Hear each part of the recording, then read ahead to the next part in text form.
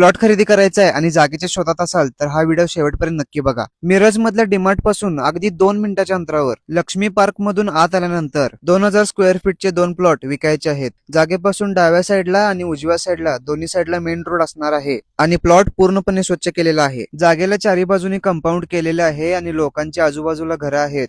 Area पूर्ण standard आहे आणि व्हेंटिलेशन साठी तर एक नंबर जागा आहे। तुम्हाला जर तुमच्या स्वप्नातले घर इथं बांधायचे असेल तर तुमच्यासाठी ही सुवर्ण संधी आहे।